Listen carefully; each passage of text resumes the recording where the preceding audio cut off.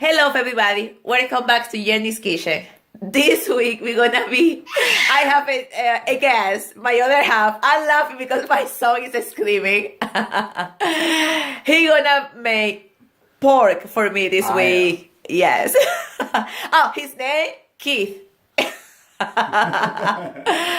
So, as my beautiful fiance said, I'm going to be making for you my mushroom onion pork steak.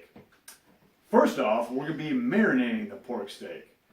And what I'm going to be marinating with is meat tenderizer, Famous Dave's pork rub, vegetable oil, and barbecue sauce. The vegetable oil is what I like to use because it keeps the ingredients in contact with the meat itself.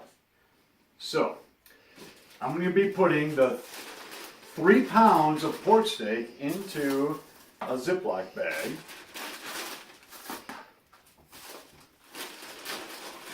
They should be thawed at room temperature. And then, what we're going to be doing is putting a half a tablespoon of meat tenderizer.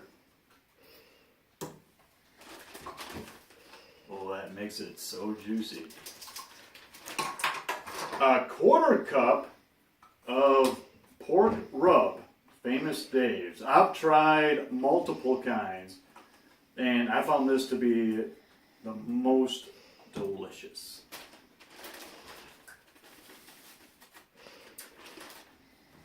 A quarter cup of vegetable oil. And like I said earlier, this helps keep the seasonings right next to the meat itself. And finally, half a cup of barbecue sauce. You can use whatever barbecue sauce you like. Sometimes it doesn't come out as fast as you like. Excuse me.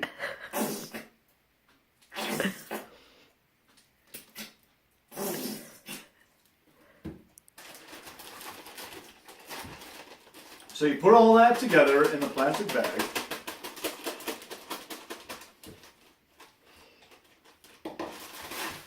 You close it up.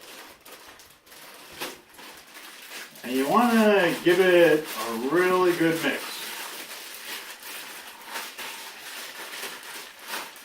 You can visually see how all the ingredients are mixing together. So once you think you have a pretty good mix, then you're going to put it in the fridge for ideally overnight, but you can let it soak or marinate for only a couple hours if you want. It depends on how much you want it in your meat itself. The ingredients get soaked into the meat. So that, once it's mixed together, you put it in the fridge and let it soak. Welcome back.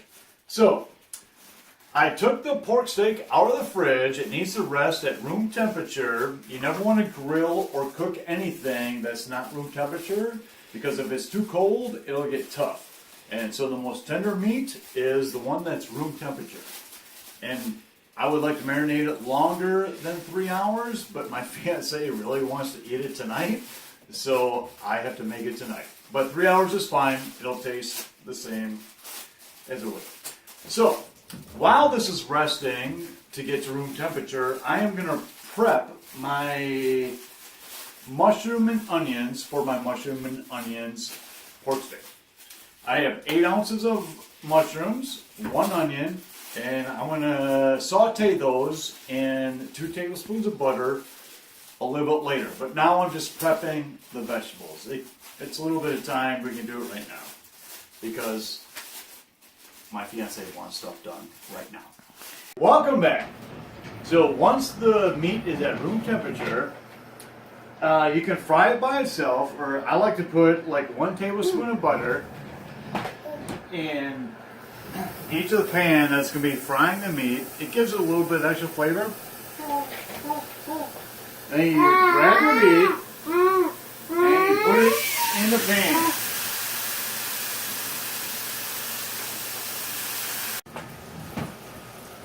So after 4 or 5 minutes, I flipped the pork steak. Now it's time to start the vegetables. I put 2 tablespoons of butter in the pan. Now it's time to fry the vegetables.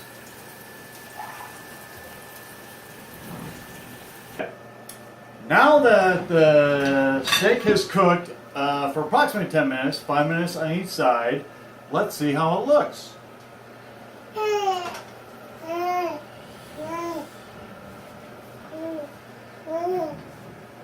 So I have here the pork steak that's been cooking for 10 minutes. And then let's put some mushrooms and onions on there. These have been cooking for 5 minutes. Remember, I said earlier that when we turn the steaks over after 4 or 5 minutes to sear on each side, that's when we cook our vegetables.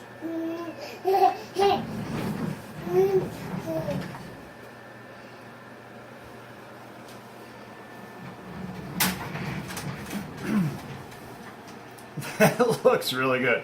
So, to recap, we cooked 3 pounds of pork steak, 8 ounces of mushrooms, 1 onion, and the equivalent of 4 tablespoons of butter, and we have a dinner for 3.